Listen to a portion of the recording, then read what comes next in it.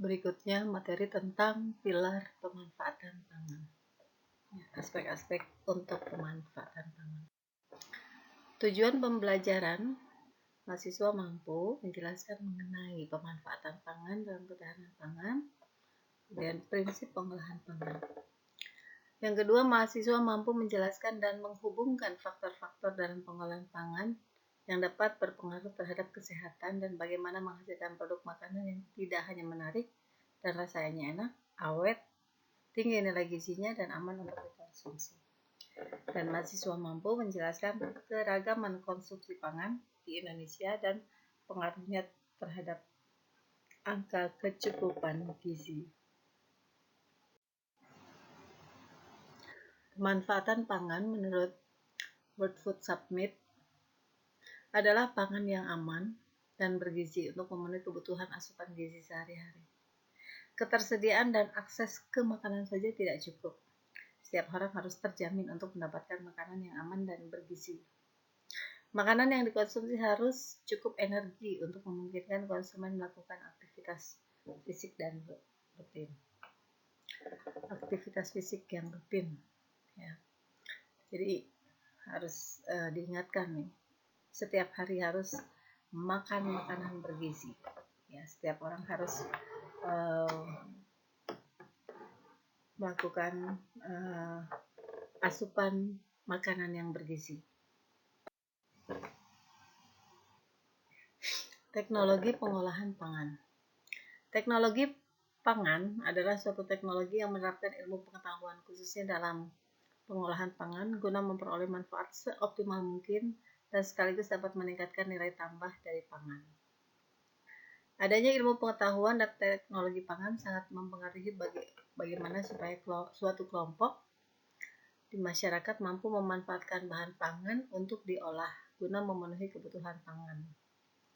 Contohnya, masyarakat yang berpendapatan rendah kemampuan untuk membeli beras relatif sulit sehingga memerlukan pengetahuan bagaimana mengolah sumber karbohidrat baik untuk dijadikan makanan pokok. Nah, jelas-jelas ya. Dikatakan bahwa masyarakat yang tidak bisa mengkonsumsi beras itu dikategorikan sebagai masyarakat miskin, ya. Jadi kalau ada temuan masyarakat itu makan jagung, makan papeda, itu dikatakan miskin. Sementara secara historis sebetulnya kita punya keragaman terhadap sumber karbohidrat yang dikonsumsi oleh masyarakat. Ini kemudian dihilangkan. Semua bahan mentah merupakan komoditas yang mudah rusak sejak dipanen. Bahan pangan mentah, baik tanaman maupun hewan akan mengalami kerusakan melalui serangkaian reaksi biokimia. Disinilah peran teknologi pengolahan pangan.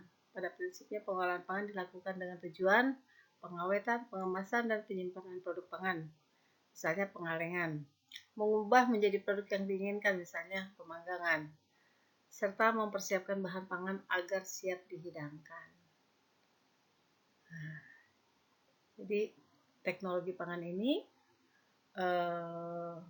merupakan sebuah kegiatan, ya, sebuah kegiatan dalam pengolahan bahan pangan mentah menjadi bahan pangan setengah jadi. Misalnya pohon sagu harus dijadikan tepung, gitu ya. Padi dijadikan beras.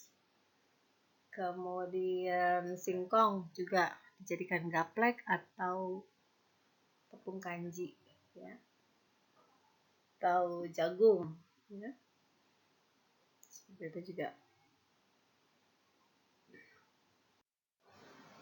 Di era globalisasi, konsumen tidak hanya menuntut aspek kenikmatan dari produk pangan, tapi juga menghendaki aspek keamanan. Keamanan pangan dapat digolongkan menjadi keamanan pangan secara jasmani dan secara rohani.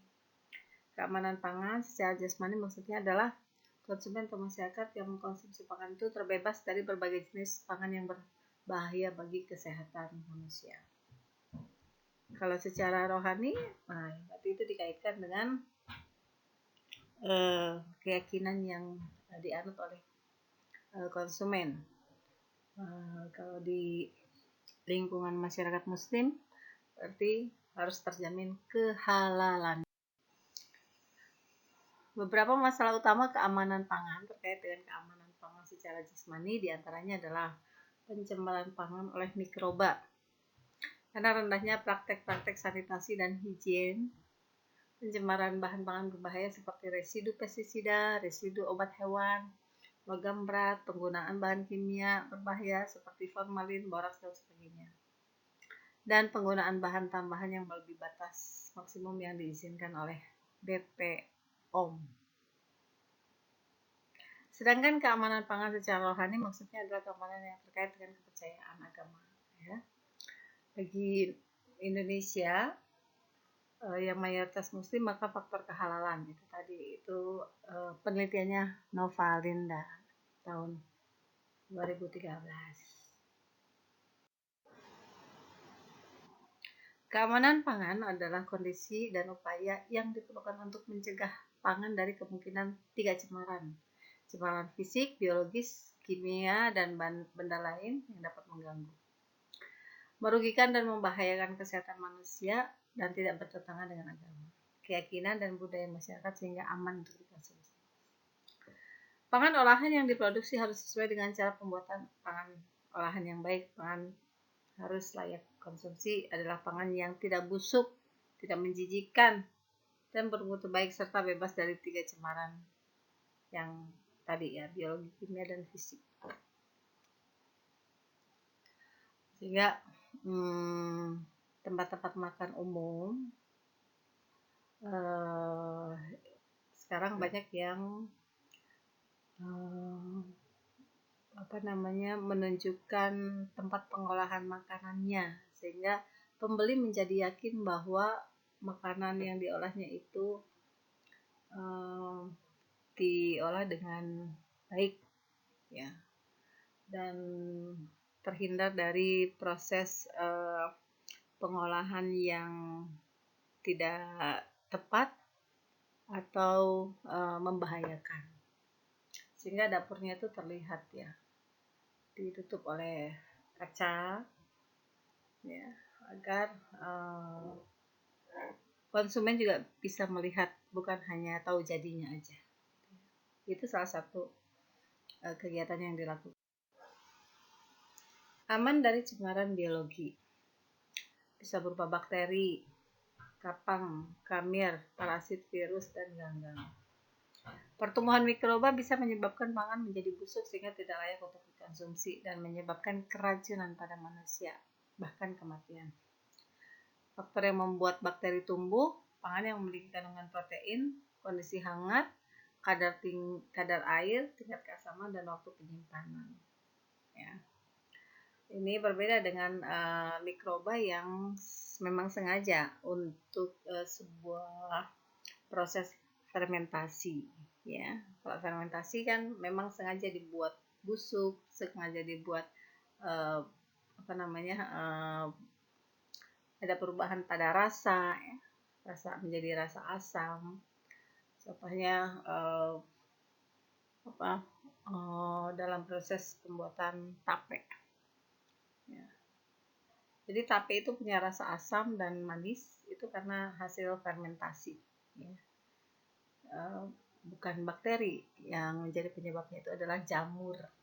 Ya. Jamur.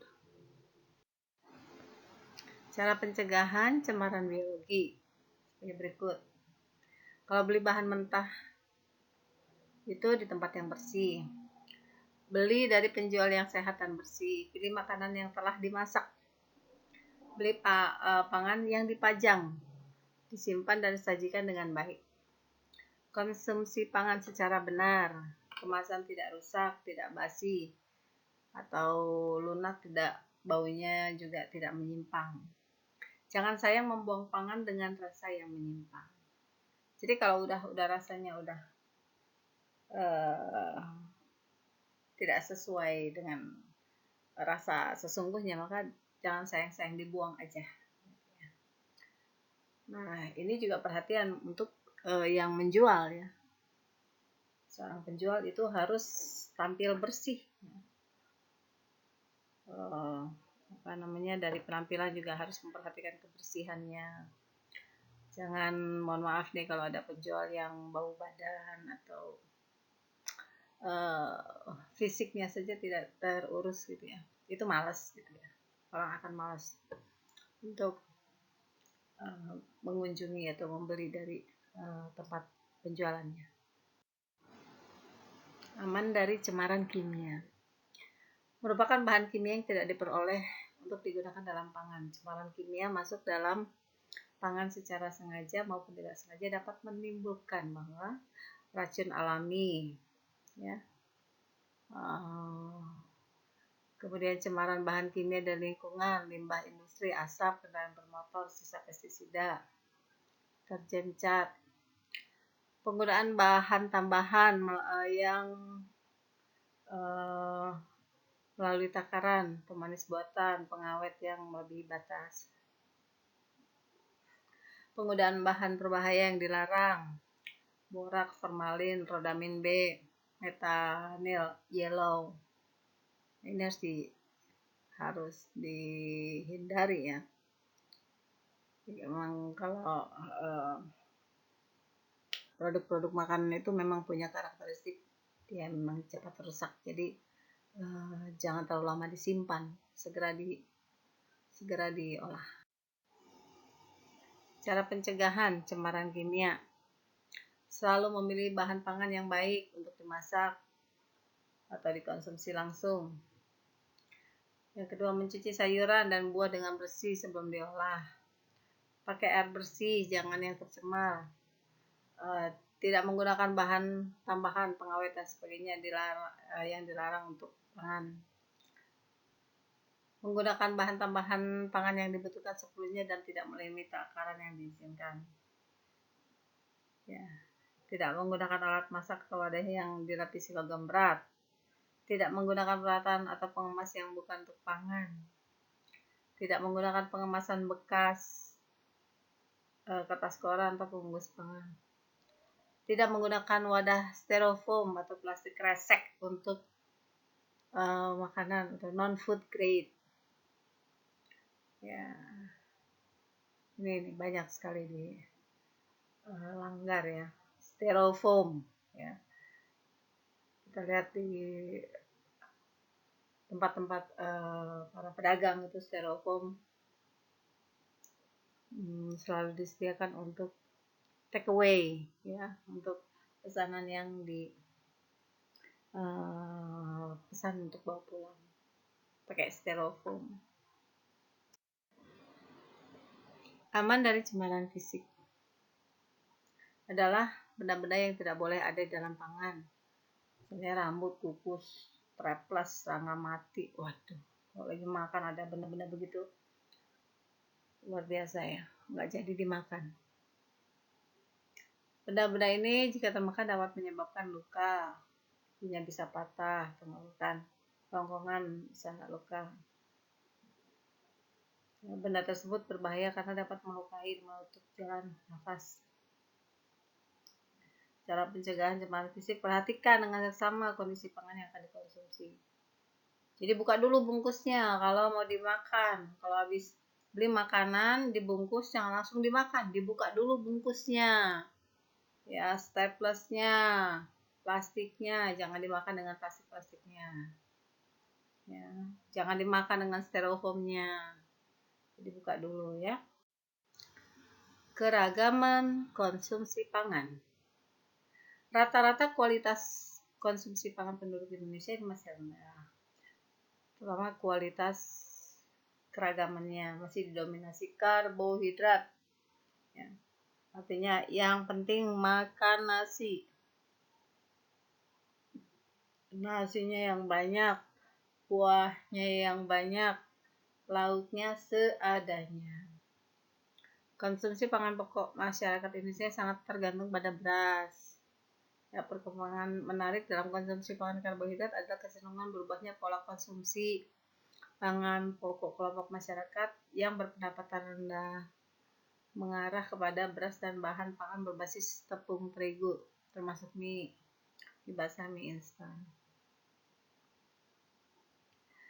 Ya, jadi mie instan ini kelompok pangan yang berbasis tepung terigu dianggap dapat mensubstitusi ya sumber pangan beras. Kalau bisa makan mie-nya pakai nasi, tapi kalau nggak ada ya mie-nya aja. Dimasak dengan kuah yang banyak, air yang banyak. Tambahin garam biar kerasa asinnya. Di kelompok masyarakat kota, mie instan adalah cemilan. Sedangkan di pedesaan, mie instan itu adalah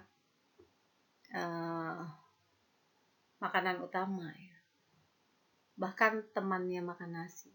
Nasi pakai mie. Ada kuahnya, ada mie-nya sebagai lauknya.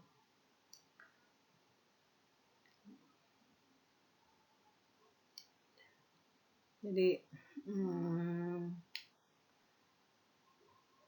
substitusi dari beras ini yang tersedia secara praktis itu yaitu tadi mie instan. Ya, walaupun ada juga studi yang menjelaskan tentang bahayanya konsumsi mie instan dalam jangka panjang.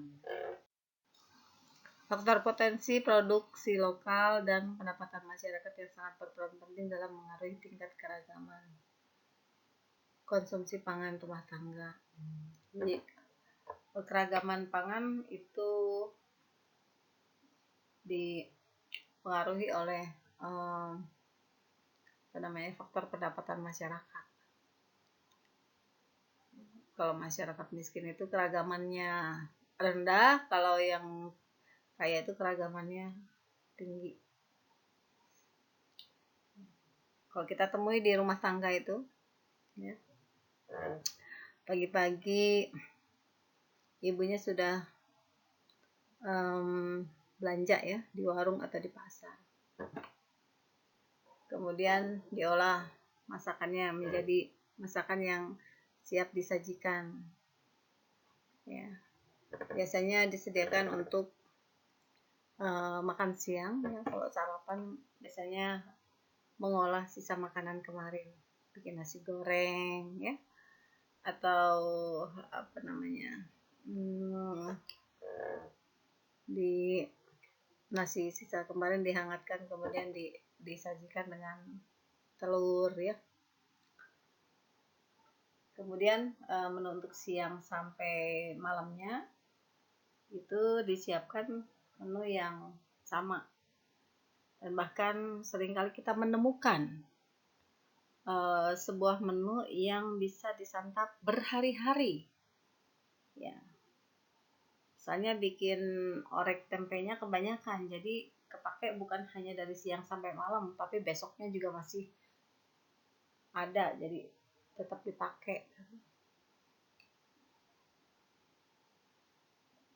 Terus sayur-sayur yang kategorinya awet, misalnya gudeg, ya, sayur apa lagi,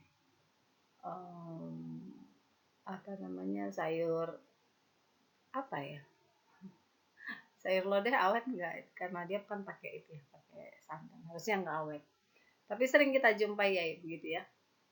Jadi menu makanan yang menjadi menu santapan di waktu makan yang berbeda, sama semua.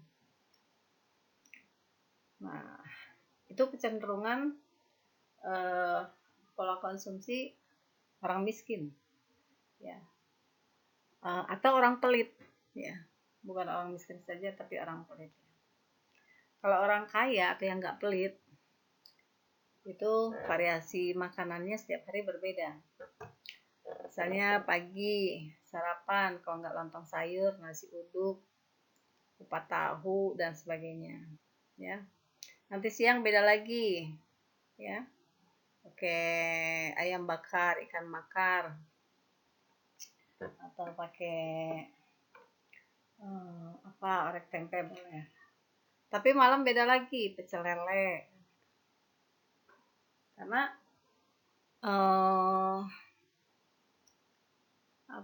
makanan yang disajikan, yang dikonsumsi itu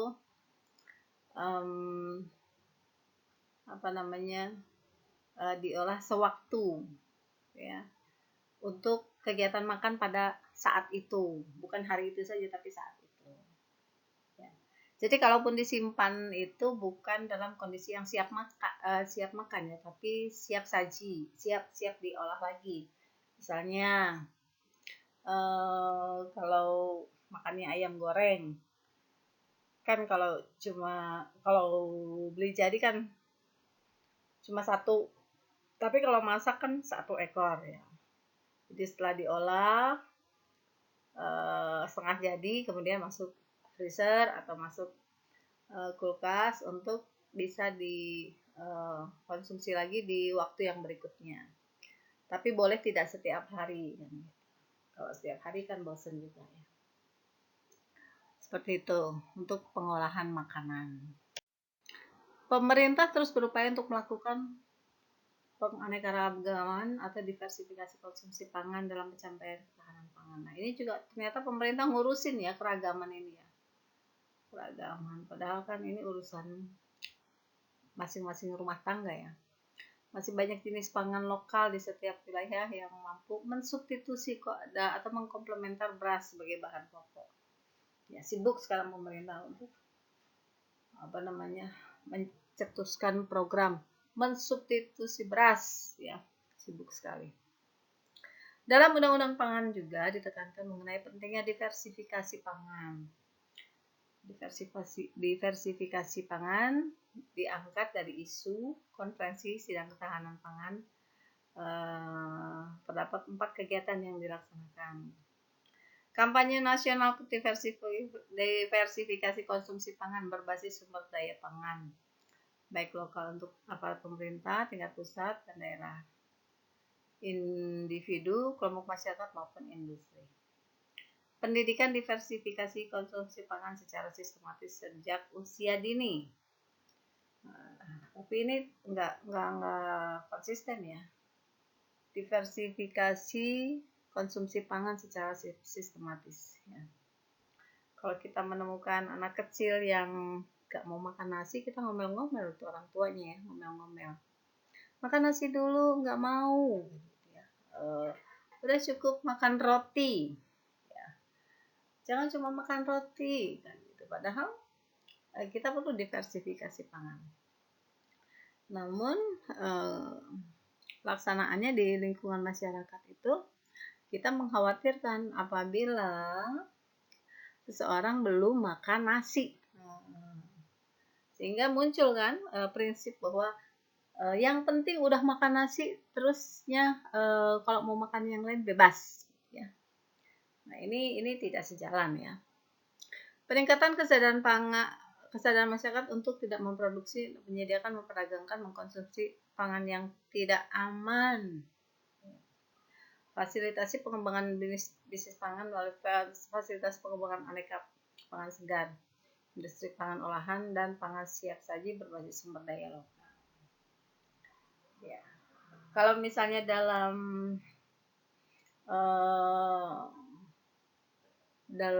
tujuan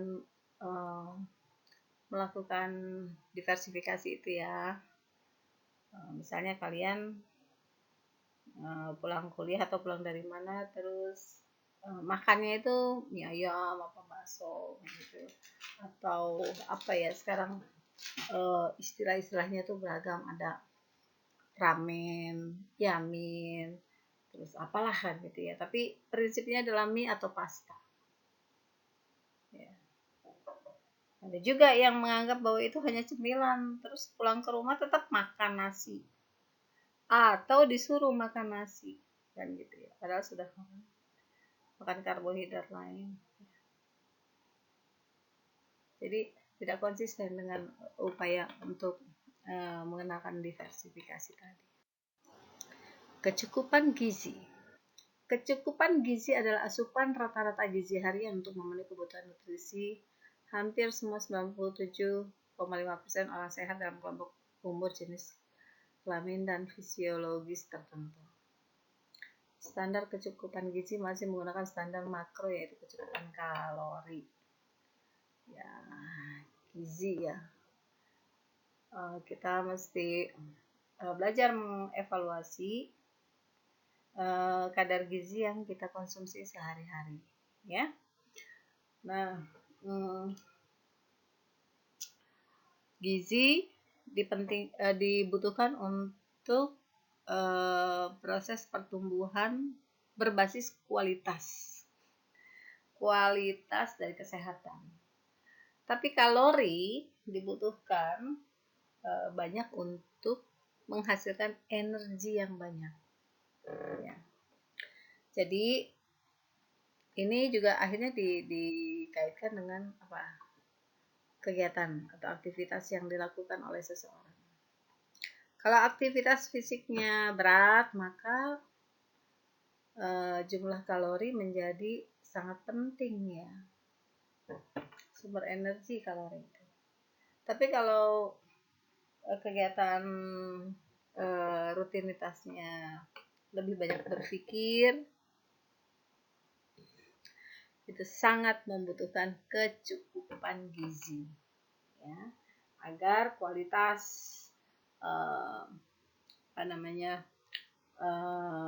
kesehatan tubuhnya itu, terutama nutrisi untuk kegiatan berpikirnya itu cukup, ya.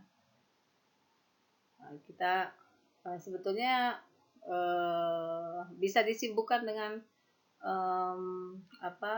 pilihan-pilihan makanan yang mengandung nutrisi, ya, banyak sekali.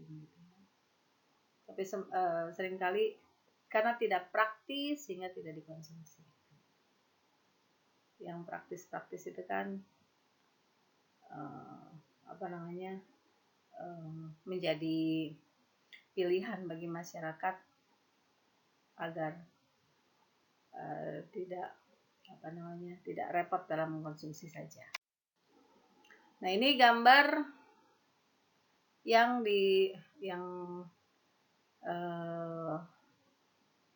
dirilis oleh BPS tahun 2018, ya, tentang kalori dan protein setiap hari di Indonesia, penduduk di Indonesia.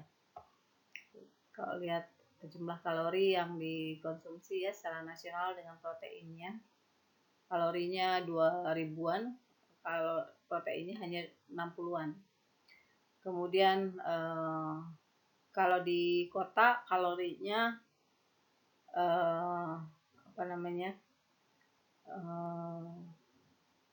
hampir sama dengan yang di desa, ya, sedikit lebih banyak, ya. Sedangkan proteinnya jauh lebih banyak kalau di kota daripada di desa. Terus ini berdasarkan kuintil pengeluaran, kuintil ini istilahnya orang pangan, ya. Q1, 2, 3, 4, dan 5. Ini harus dipelajari lagi apa yang dimaksud dengan kuintil pengeluaran, ya. Kita lihat dari angka-angkanya. Q1 itu lebih rendah daripada Q2, lebih rendah daripada Q3, lebih rendah dari Q4, lebih rendah dari Q5. Ya, kuintil pengeluaran.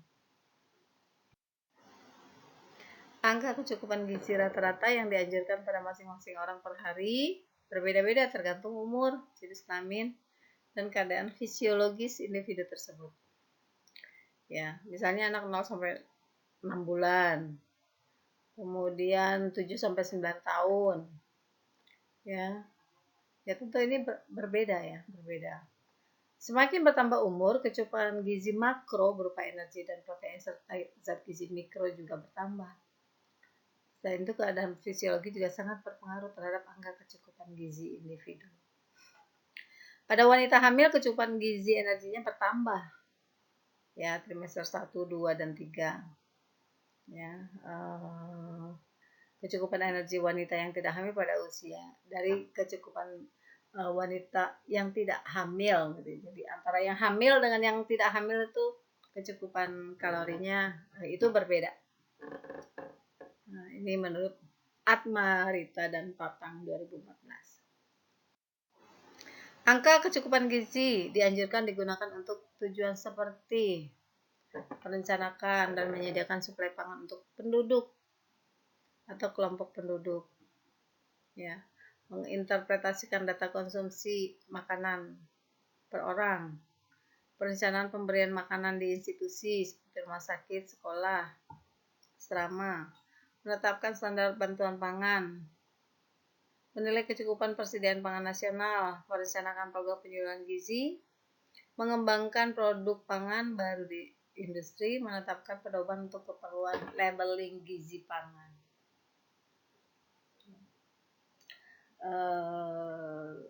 Saya pernah dengar informasi ya di suatu negara yang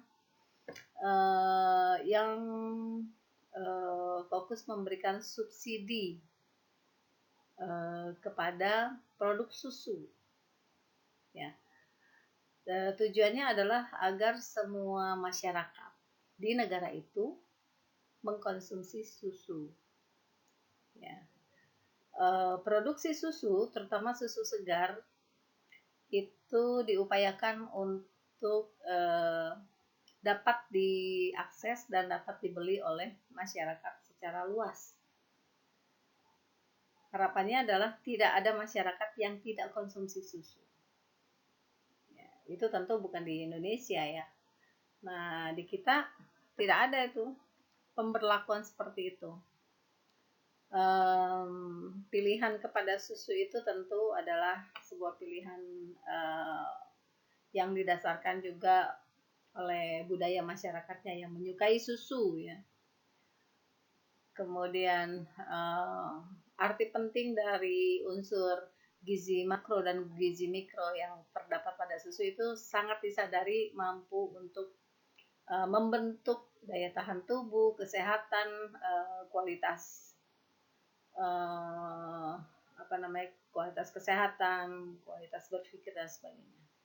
Sehingga pemerintah negara itu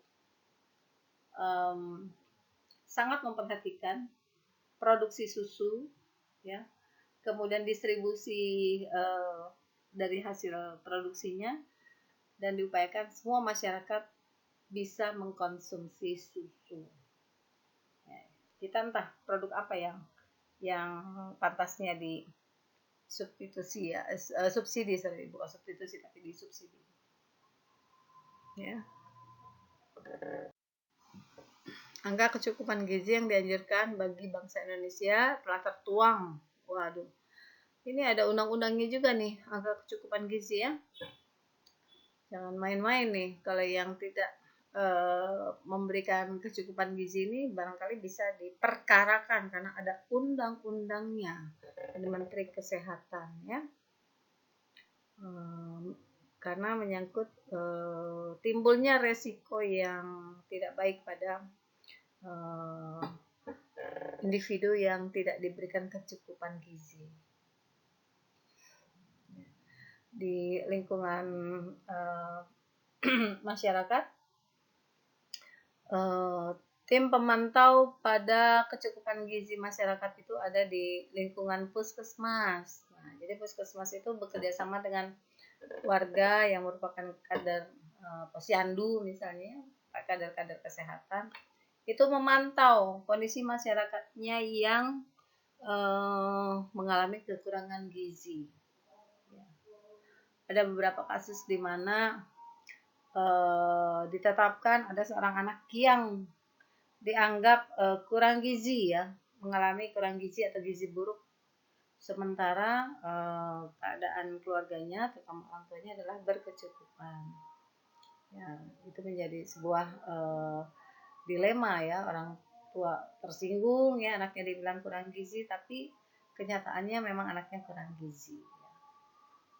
Nah, ini barangkali karena kedua orang tuanya sibuk ya mengandalkan tenaga asisten rumah tangga untuk pemenuhan kebutuhan makanan yang asupan gizinya tidak diperhatikan. Yang penting anaknya mau makan katanya. Angka kecukupan konsumsi kalori dan protein penduduk, ya. Ini ada ketetapannya. Bagaimana mengukurnya? Orang awam mungkin nggak begitu paham ya. Bagaimana cara memenuhi kebutuhan kalori dan protein. Perencanaan pemenuhan kecukupan zat gizi dapat dilakukan melalui beberapa langkah, diantaranya dengan menentukan kebutuhan zat gizi masing-masing individu, memperhatikan zat gizi pada bahan pangan yang akan dikonsumsi, serta upaya pemenuhan menu sesuai dengan pedoman umum gizi seimbang. Nah, ini mengisyaratkan bahwa nggak main-main nih kerjaan ibu rumah tangga ya. Bukan hanya sekedar mengolah makanan, tapi mengolah makanan yang harus memenuhi gizi, ya. Namun tetap nikmat dimakan dan menimbulkan selera makan yang baik kan gitu. Ya, itu tidak mudah ya. Apalagi kalau orang sudah dewasa yang sudah bisa membuat keputusan untuk mengkonsumsi makanan cepat saji ya, itu mengabaikan apa yang disediakan di rumah. Ternyata memang berat juga ya untuk melaksanakan tugas pemberian makanan di keluarga yang sesuai dengan kecukupan gizi. Indikator penilaian pilar utilization atau pilar pemanfaatan. Ya, harus ada sumber air bersih, harus ada fasilitas sanitasi, ya. Kemudian dapat mencegah anemia pada anak kecil. Kemudian dapat mencegah kekurangan dari iodin. Apa nih iodin? Ini bahasa orang gizi ya. Kemudian mencegah kekurangan vitamin A. Ya. Vitamin A itu bukan cuma untuk kesehatan mata, tapi untuk semua aktivitas fisik ya, dalam metabolisme fisik. Oke, berikutnya rangkuman, silakan dibaca sendiri.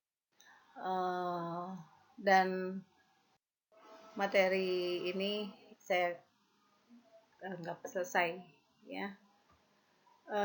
Silahkan tuliskan tanggapannya dan dikirimkan ke Spada ya.